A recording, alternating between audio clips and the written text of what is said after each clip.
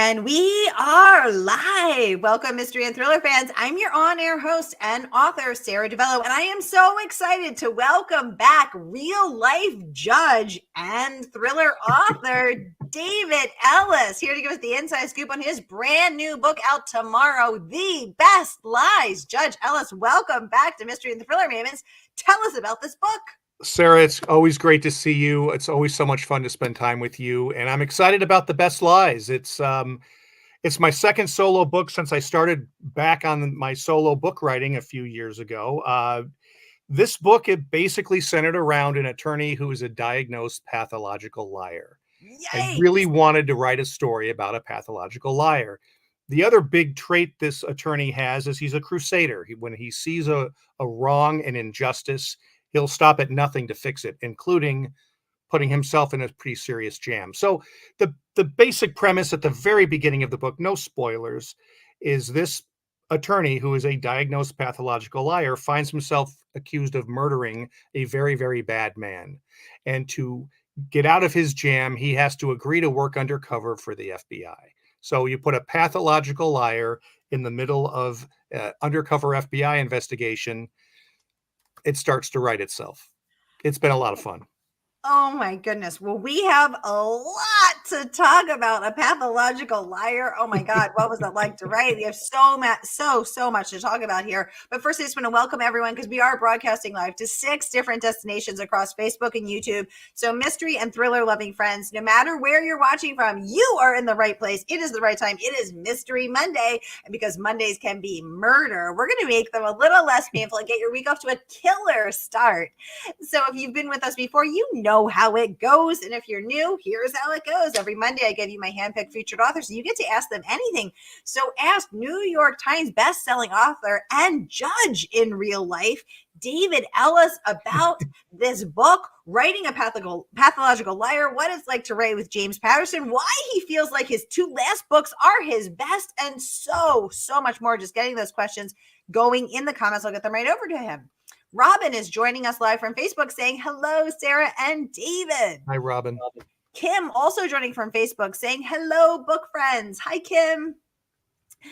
Robin is saying Mondays can be murder. Oh, they can be. Right, Robin? But we're going to get your week off to a killer start. And today, Judge Ellis, okay, I have a lot of questions. First of all, why did you want to write about a pathological liar? And how was that for you to write him? Because how do you write a character that can't really be trusted, except we need to trust him? Well, I thought it was kind of a cool take on these kinds of books. I mean, I write about cons. I write about deception. Those are the kind of thrillers I write. You're not going to get a lot of exploding helicopters and gunfire in my books. You're going to get people outfoxing each other. And I thought, what if I start with somebody who the reader knows they can't necessarily trust? You don't find out later you can't trust him. He basically tells you up front. And I thought, I'd never read that before. I mean, I've never read a book where the main character is a compulsive or pathological liar. And I did a bunch of research on it. And, as I started exploring this, I thought, well, not only can I start with this premise, but then I can also explore what made him this way. And that makes you create this really messed up childhood that he had, which is explored in the book. And it's fun and it's interesting and maybe tragic, but it's very interestingly told. I don't want to, dwell on negative stuff, right? But he kind of came alive, and his backstory then became part of the plot. That seems to be something I'm doing these days. My characters have such a rich background that ends up being part of the plot itself. Your characters do indeed have a very, very rich background. Yes. Yes. And I agree, David. I have never read a book. I was frantically searching my brain, but no, I have never read a book with a pathological liar before. Yeah. Robin's saying, have either of you ever known a pathological liar? And I have not. David, have you ever come across one in your professional or personal life? Not that I know of. I would love to meet somebody like that. I would like to get to know them. I would like to get to see what it is that makes them compelled to be that way. Someone who lies for the sport of it. Someone who lies without thinking about it, without feeling any remorse about it. It's It's hard to imagine, but that gave me, in some ways, it made me more liberated to create the character the way I wanted to, because I wasn't constrained by, people I know or anything.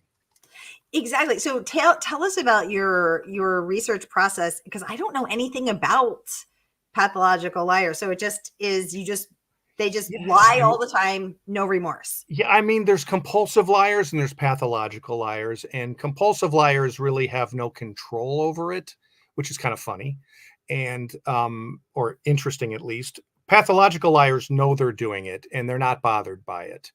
Um, the truth is true in a lot of psychology. If you like really start digging into this stuff, like there's no like particular symptoms that you can say, aha, like you could say this person has leukemia or this person has this problem.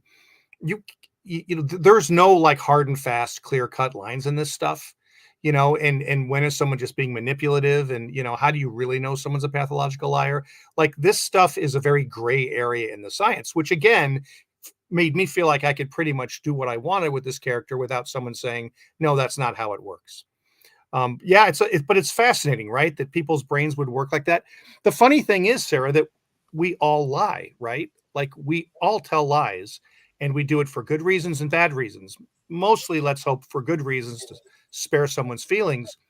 But everybody lies, and frankly, if there weren't liars, I'd probably be out of a day job, right? I mean, the criminal justice system, most of it is built around people being dishonest in some fashion, at least. So Ooh. it's a part of all of our lives, which is why I think people find it interesting. Except I try to take it to maybe a higher level, and that's the fun part of the make believe in this job, right? Like I like to create characters that are basically relatable to people you would know. I don't have Clark Kent, I don't have a Superman, nor do I have a Jack Reacher who really is almost a flawless person, right? And I love Jack Reacher, but I don't write those kind of characters. I write people who I hope are everyday people, but who've been pushed maybe to a little bit more extremes to do the things that some of us might think about, like, oh, I'd love to kill that guy, or I'd like to wring that guy's neck. They Mm. actually do it, right? So how you get from normal to crossing over that boundary is super interesting to me. And any way I can find to cross that line is going to be something I'm going to write about. Interesting. Well, one thing that I was really curious about was the praise that this book has received. So let's take a peek at that first from Karen Dion, who says, "The Best Lies is the best book I have read in a long time." I'm going to take this down so we can see ourselves, so everyone can see us, but I'm going to keep reading. She says, "This is a complicated, high stakes thriller in which all the characters have something to win and everything to lose, with an absolutely unpredictable plot and an ending that was as surprising as it was satisfying. I raced through this book in a single sitting. Just read it." That is from Karen Dion, the #1 internationally bestselling author of The Marsh King's Daughter, which of Yes. course just became a movie last year. So let's talk about that, and specifically, I want to talk about your craft, your dedication to the craft, because this is not your first book. You've been at this for a while. So Yeah. let's talk about first the complicated plot and creating a high stakes thriller. So do you plot, or do you, as they say, pants, go where the story tells you? Yeah, I'm a combination. I would love to outline from A to Z a book. If I did, I could write a book every 8 months, but I can't do that. James Patterson can. I can't. So when I work with Jim, he's got a whole outline for a whole story, and then we just write it. But when I'm doing mine, I'll usually have some elements. I'll have maybe a couple of twists in mind. I might or might not have the ending in mind. But and then I start writing. I build up these characters in my mind and I write them out and I try to really feel like I could sit down and have a conversation with them. And then I just start writing the story and I see where it goes. And I change my mind all the time, which is very inefficient because you'll have a story kind of loosely set up. You'll start going in one direction. You'll say, hey, wait a minute. Wouldn't this be cool? But that thing that would be really cool that you discovered on page 200, well, now you have to change pages 1 through 199 to make it all work. And I Yeah. will do that. I will stop and redo it if it's a really cool idea. So I don't get all the cool ideas as I go. I come up with them as I write, and it's a scary way to go through it, Mm, because you have to have a little bit of belief that you're going to come up with these ideas. But it yes. always seems to, I have to, once I start getting to know the characters, and that's kind of funny, right? As you write them, you get to know them. They start Yeah. to flesh out, they go from what you kind of had planned out to now they're actually acting and talking and thinking, and you start getting new ideas for them. So it's a really organic process. And as great as it is, it would make my life much easier if I could just outline the whole thing. But it just not work that way for me. Ooh, okay. Okay. I like getting this glimpse into your process. Yeah. Renee is joining us from Facebook saying, Hi, everyone. Hi, Hi, Renee. Renee. And she says, David, what is your favorite manner to kill? Oh, wow. That's funny because, usually with my books, the manner of death is like the least interesting part of it. It's why and how, and, how did you cover your tracks and how did you frame somebody else? Um, I guess I would have to say, to me, the most dramatic way to die is hanging. I just, I don't know why. I mean, it's kind of hard to conceptualize why. I guess Yeah. because it's Why? I don't know. Okay. Something that is more personal, shooting someone with a gun, you can do it from 20 feet away, right? Hmm. Anything more up close strikes me as more dramatic. Mm, I've had a book where someone was strangled. I suppose drowning, if you drowned somebody, like yeah. that would be a really brutal way to kill someone, by the way. Oh, awful. Um, I think hanging's pretty brutal. So I guess I'm going to Yeah. go with hanging, but Renee, that's my best answer. And I'll stick We have not heard that answer yet. Thank you, David. okay. Robin says she knew of one compulsive liar. Very interesting. She says when he got cornered about it, eventually it came out that he felt he wasn't good enough in reality. Huh. David, your response. Yeah, no, I think that that's right. I mean, people who lie all the time have some problem with real life that they feel like they have to compensate. I think most people are trying to cover up their shortcomings or their weaknesses. Almost every flaw in people, I think, stems from insecurity, a personal insecurity. I think almost if you're defensive, if you're angry, if you're angry, it's probably because you're not happy about something about yourself. If you walk around an angry person all the time, there's probably something about your life that you don't like. If your life is going well, you're probably more likely to let some of these things slide, right? If you're lying all the time, then you must not like what's going on in real life. I think that's totally true. Mm, interesting. Yeah. Renee saying, David, do you prefer writing your own stories or ones that you are co-writing with James Patterson? Wait, David, how many books have you co-written with James Patterson? It's got to be close to 12. I've Wow. kind of lost count. I'm about 50-50. I think I've written like 11 of my own and 11 with him, something like that. Wow. Yeah. Okay. Okay. So Yeah. of those 11 that you have co-written and 11 that you have written yourself, by the way, I am amazed that you have written 22 books. Do you prefer writing your own or co-writing, and why? Probably writing my own by a hair.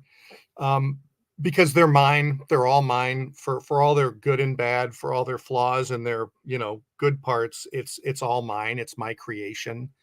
The reason I like writing with Jim so much is because he has such a gift for storytelling, and every time I talk to the man, it is like taking a master class. I mean, the guy knows so much about the art of writing. He knows so much about his audience and delivering what the audience wants. I mean, if there's one thing he's always impressed upon me, it's this is not about us, the writers. We're not here to get awards or to show off how well we can write a line or two. I mean, you want your writing to be good, he said, but what the reader really wants is a good story. Tell a good story and tell it fast and quick and fun.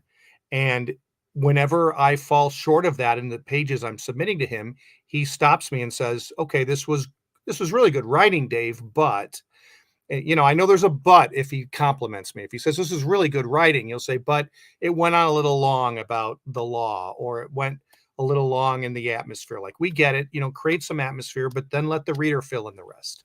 And so he's always very nice. I mean, he's like never yelled at me in his life. I don't think he would. he's not that kind of a guy. He's very chill, but I mean, Sarah, he teaches me so much. Like you'd think after all this writing that I would know everything that I need to know to write books with him. And I still fall short sometimes. And he's very good about explaining it and showing me what would make it better.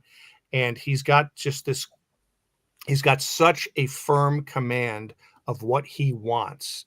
And that's what he thinks the reader wants. He's just always thinking about the reader. And so every chapter's got to be really enjoyable for some reason, right? It might be a scary chapter. It might be thrilling. It might have a revelation. It might be really sad. It might be a real low point. So it's not all going to be fun and games, but it's always going to be something powerful. He wants every chapter to be rewarding. He doesn't like any low points where you say, well, I'm between these two big plot pieces, so I need to fill a little time in and I need to, move a couple pieces around. He would say, no, we're not just moving pieces around.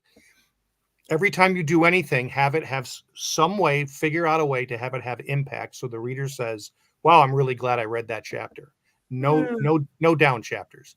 I mean, it sounds elementary, right, Sarah? It sounds like you just say, hey, make every chapter good. Well, no, duh, right? It's actually really hard to do. Yeah, but that's really hard. Now. Like I just sit there with each chapter and I say, was this a fun chapter to read? And if it wasn't, I find some way to fix it. And I don't stop until I've gotten there. So I hope Renee saying, wow, exactly. I'm thinking that too. John is joining us from Northeast Ohio. Hey, John, good to have you. Hey, John. Ooh, Kim wants to know, who is your favorite villain in your books? And I think we can include your books and then maybe your books with Jim. Yeah, I would, that's funny. That's a tough one. I would say in Jim's books, it would be Billy Harney. So we've written a few Billy Harney books. He's a detective in Chicago, and his dad has been a really good villain in 3 of our books: the Black Book, the Red Book, and Escape. So Billy's dad Daniel would probably be my favorite villain. But for my own books, I really like let me start by answering it this way. I try not to have too many villainous villains in my books. Like I don't have a good guy and a bad guy, right? Like Leo is my protagonist and Andy is my other protagonist. Andrea, she's a woman, Andy. They have flaws and they do things that you won't like. And you may decide that they aren't your favorite person. They're going to be fun to spend time with, but they might be morally slightly ambiguous. And you may say, I don't approve of everything he did or she did. So I don't really like having cookie cutter, black and white, good guy, bad guy. But in this book, in The Best Lies, there's a character named Nico, who I don't think you could probably assign a whole lot of goodness to. He's a pretty bad guy, but he's an interesting guy, and he's not a stereotype. I just don't want the cookie cutter stereotypes. He's actually got some nuance, and he's kind of fun to spend time with, even though he's a bad guy. So he's probably Nico would be my pick.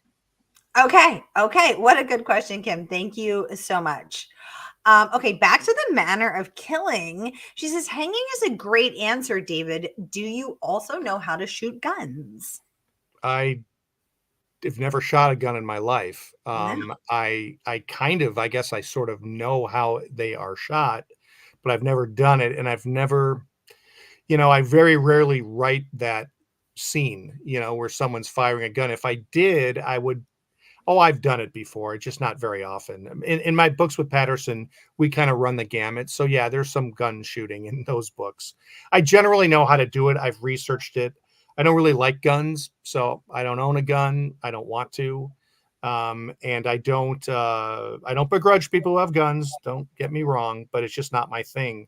So no, I don't actually know how to do it, but Renee, you can research so much now. Like I could sit here and watch a YouTube tutorial. In fact, I have watched people fire Glocks because I did write a scene about someone shooting a Glock and I needed to know exactly what it looked like and how the recoil was and, the bullets shooting out of the magazine and all that stuff, the spent cartridge. I mean, I have to actually see it visually to know that that's what it would look like. Because I'm afraid I'll do something and someone will say, no, 45s don't expel cartridges, you dummy, Like the kind of stuff you could get caught on like that, you got to make sure you get that stuff right, right?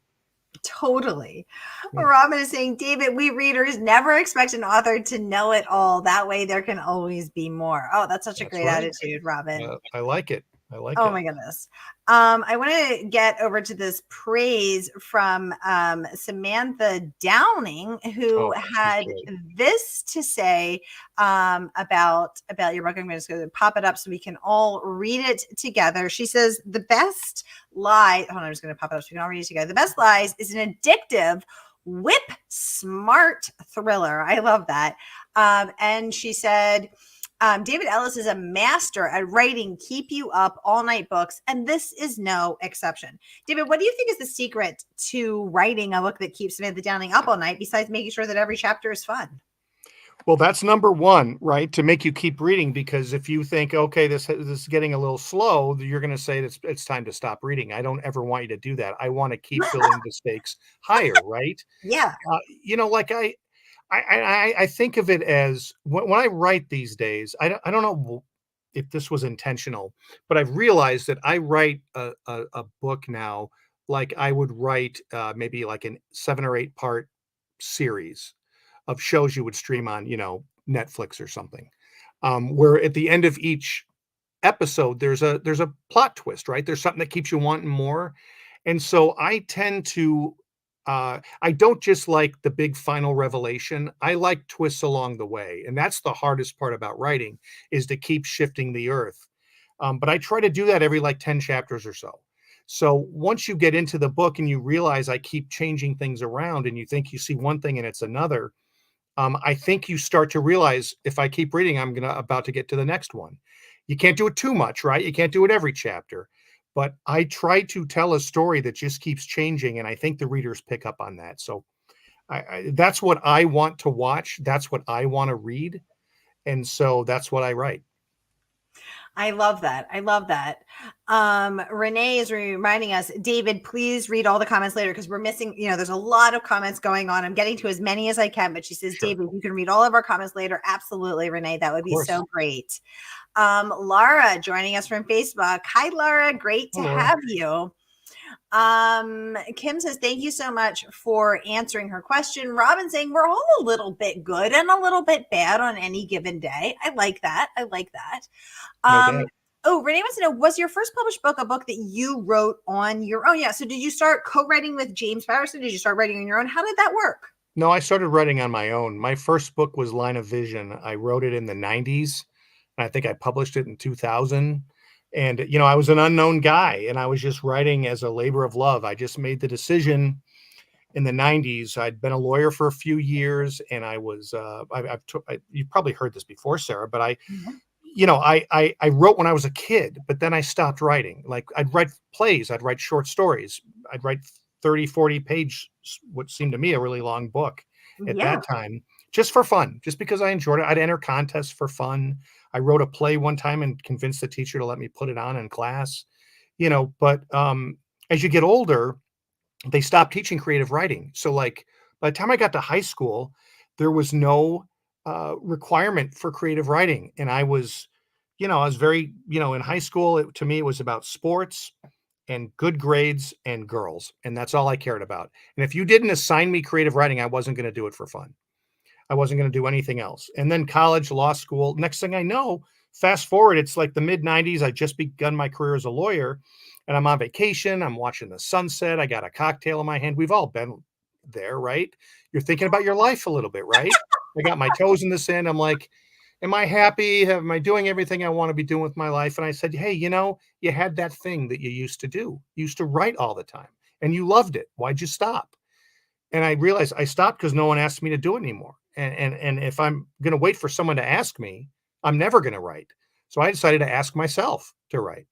And I said, look, guy, you're going to do this. You've got an idea in your head for a story, because I did.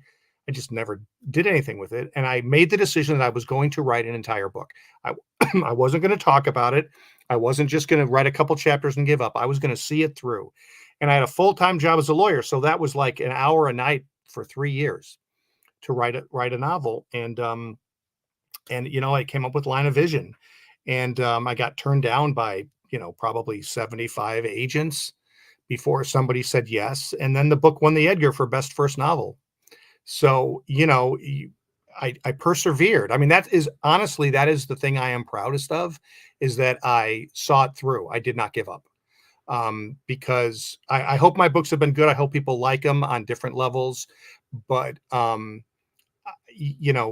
I'm proudest of is that I persevered. I didn't quit. I didn't give up. I Mm, followed my dream and it came true. So, I say that to people so that, I think that they're still not teaching much creative writing. And, I have yeah. a daughter, who really likes it. She's in she's about to start high school, and she would complain, we don't have any creative writing. So I'd say, well, let's write a story together, honey. Like, you're Oh. going to have to find a way for your kids to express themselves if they want to, because school may not Mm, be the place for it. mm. So yeah, so that's the first book, and I wrote probably 6 or 7 of my own books. In fact, that's how I met James Patterson. He really liked Line of Vision and Wow. wrote me a nice piece of praise to put on the book. He really, to this day, he says he loves that book, and he can tell you why, because that's the way his brain works. Mm, So years later, my literary agent, who I got a new agent who had just been the publisher of Warner Books. So he was mhm. the top guy at Warner Books, and one of the imprints is Jim Patterson's imprint, Little Brown. Oh, And they wow. were having lunch, and he was saying, "Tell me about your new literary agent job, and who are your clients?" And he mentioned me. He said, "I know Dave. He wrote Line of Vision," and the rest is history. We decided to work together. So it was, just happenstance, but it was great. And I wouldn't trade. I wouldn't trade getting to work with Jim for anything in the world. It's meant so much to me on so many levels. Ah, I love hearing that Yeah, backstory. Robin saying, "I love that you wrote as a child. That is very cool." Renee saying, "Thank you for sharing so much personal information with us." yeah, Someone yeah. else saying, "It's so wonderful that you were to see someone follow their dream and have it come true." Yeah, I absolutely love that. What do you read, David? What are you reading? What do you like to read? Renee saying, "What books do you usually read? Who are some of your favorite authors?" No co-authors permitted. Okay, no co-authors. So I read my genre. I read, in my other job, I read a lot about the law, and I read legal briefs that lawyers file. But when I have fun with reading, unless I'm researching something, I am going to read my genre. Mm, My favorite authors. Okay, my favorite authors are, uh, well, I love Ruth Ware. She's obviously one of the best, and she's hugely successful. I've never met her. I've heard her talk, and she's a wonderful person. I don't know if you've probably met her, Sarah, right? Yeah, I mean, yeah, I've had the pleasure of interviewing her 5 or 6 times, and I just got to spend some time with her at Thriller Fest, where I also yeah, spent some time with yeah, you. And Ruth yeah, is really lovely and so humble. And I try to analyze what I love about a Ruth Ware book, because there's something so addictive, and she just drags you down into yeah, the cracks and crevices of, I think, our weak points and our tender yeah, places, yep, our fears, our insecurities. And there's something so compulsively, addictively, readable about her. yeah. It's Um, relatable. I mean, she yeah. writes about real people with relatable issues, and that's what people in this genre, I think, really want. One of the things Ruth does really well is I like to call it the hothouse structure. She will create an environment where everybody is basically enclosed together. And kind of like an old Agatha Christie, someone in this room is a murderer, right? Murder on the Orient Express, right? It's someone on this train.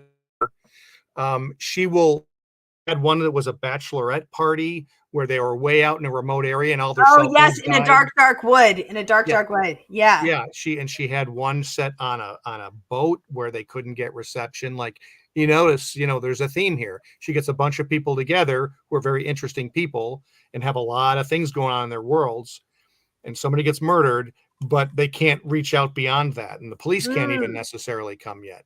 So she's mm. really good at that. Another person I really like as a writer is Megan Abbott, and Oh, yes, Megan that's a good does one a too. she does a version of that too.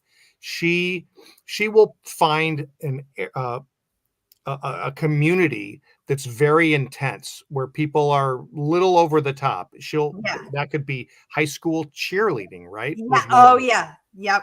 Dare Me, which was a great book. She did one set in the world of, dancing, like your kids dancing. God, I could do one for like Little League Baseball. Some of the parents are so intense, right? But and I think she did one set in the world of science, like people trying to get patents, trying to break it, find some breakthrough. And always someone gets murdered because that's the ultimate dramatic thing to do in this very intense little community. So, Megan, she used to write historical fiction, Mm. which I liked for sure. In fact, we were nominated together for an LA Times Book Prize once, and that was one of her Yay. historical fiction. But her most recent stuff has really been successful. It really hits home. And the last author I would mention, I'll mention two more if I can. One of them is Tana French.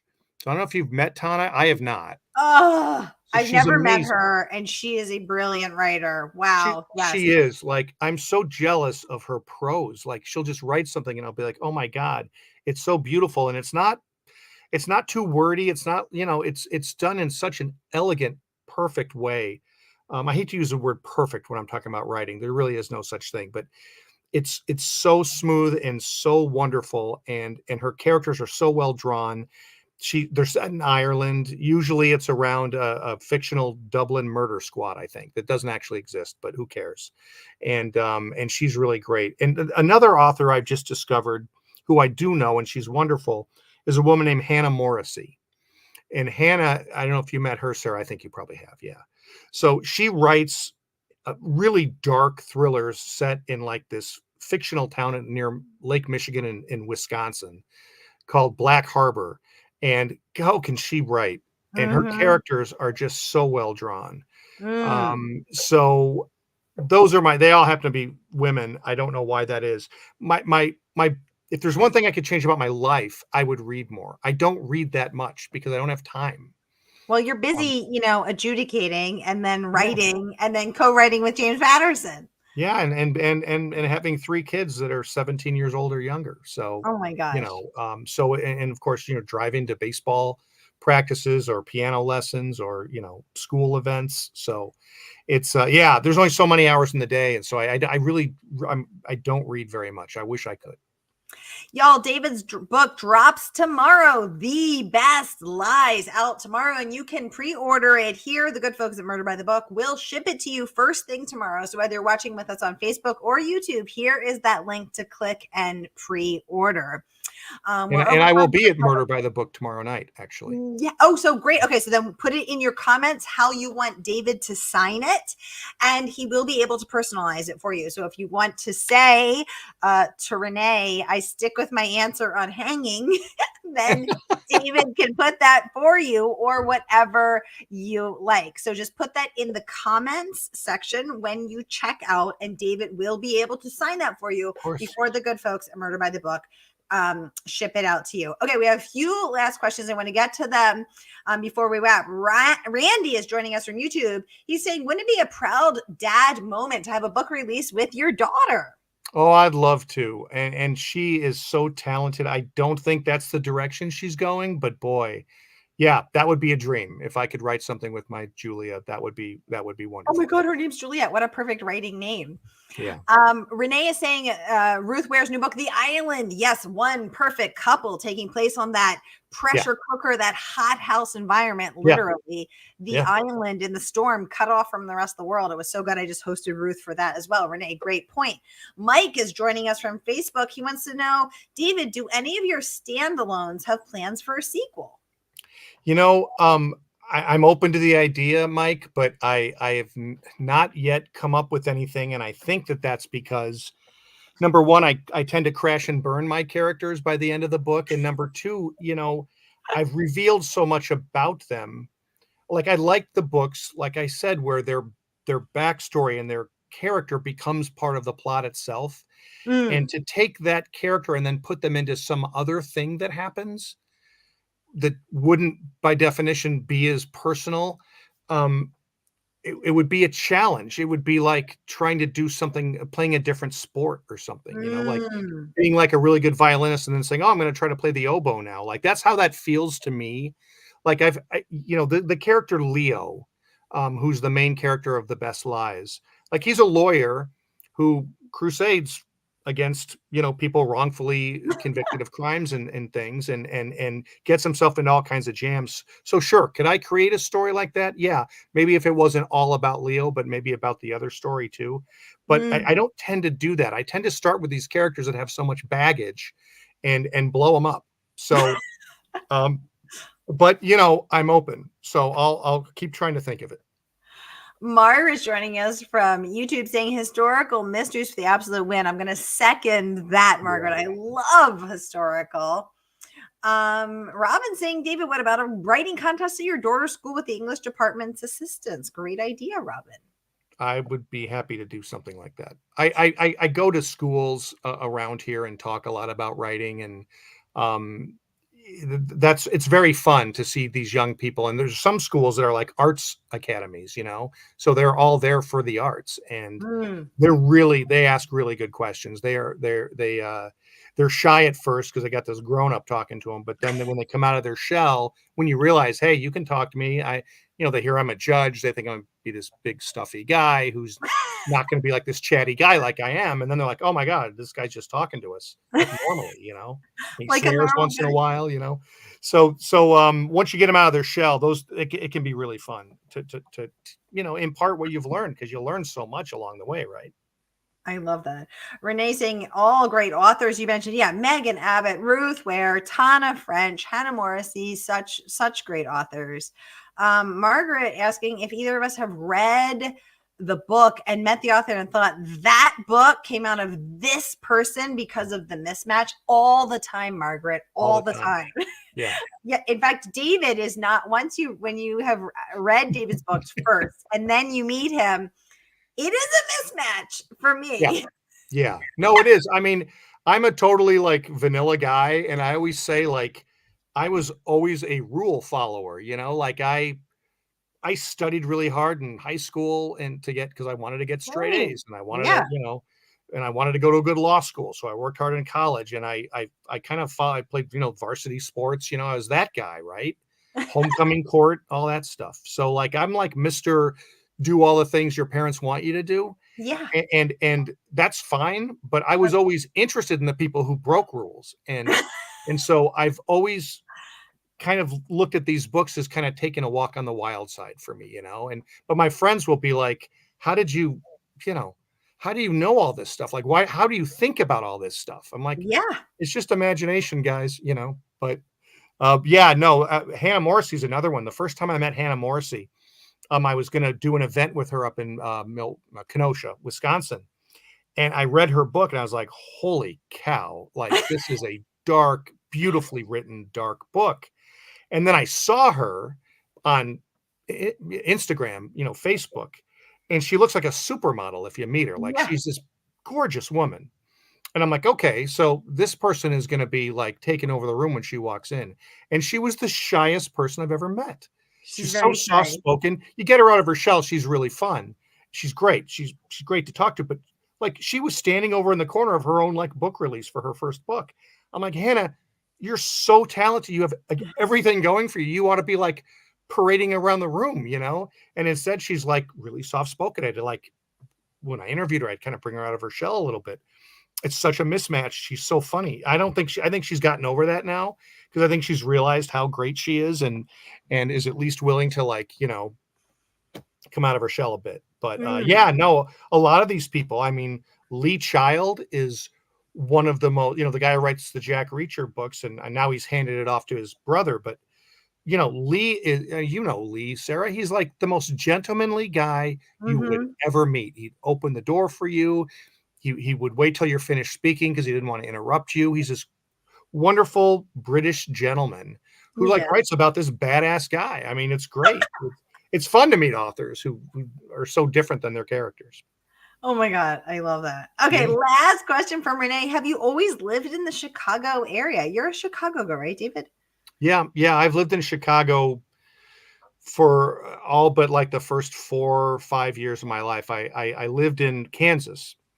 And so when I was little, and so I became at that very young age, a big Kansas City Chiefs fan. So I had to suffer as a Chiefs fan for about 45 years, but now they're good and I get to revel in it. So everybody who doesn't like Kansas City because they keep winning, too bad. I had to be there for all the down years. But yeah, I've been in Chicago since I was like 6. So and I there's nowhere I'd rather be. You know, I'm just outside of the city now, raising kids in a suburb. But and by the way, I don't usually talk about where I live because I am a judge and we do have security issues. So I don't usually talk too much about exactly where I live, but I live outside Chicago. And it's such a great city. You know, coming back from COVID, everybody's seen the big cities change. But we were just down there this weekend and I thought, God, I love this city. It's just, there's few like it, you know. And you know, people say, you know, Manhattan is a great city to live in, but a lot of people who live there say, oh yeah, it's great to visit, but it's not so great to live in. Chicago is great to live in. It's just a great town. Tracy Clark, one of our other favorite authors. Yeah. Rob wants to know, do you know Tracy? Yeah, and she's fantastic. I think I gave a blurb for her last book, but I would have given her a blurb for any of her books. She is yeah, Harriet is a great character. She's a really, really talented person. And she's also just a really generous, nice person. Really down to earth. All right, y'all. The book drops tomorrow, and you can order your signed and personalized copy here, whether you are on Facebook or YouTube. Click and pre-order here. Just put what you want David to say in the comment section. Judge Ellis, thank you for coming on to give us the inside scoop the night before the book drops. Happy early pub day for The Best Lies. And I look forward to having you back next time you have another book out. Thank you, Sarah. It's always so great to see you. You're so good to all of us authors and fellow authors, of course. And anytime. It's so much fun. Thanks for having me. Yay. All right, y'all. That is a wrap for us. Thanks, Thank you everyone. for spending your Mystery Monday. And we hope we've gotten your week off to a killer start. May the days and the pages fly by.